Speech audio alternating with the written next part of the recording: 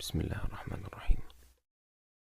يا قوم إنما هذه الحياة الدنيا متاع وإن الآخرة هي دار القرار.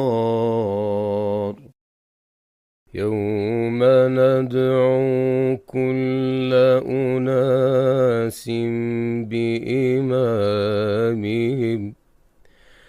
فمن أوتي كتابه بيمينه فأولئك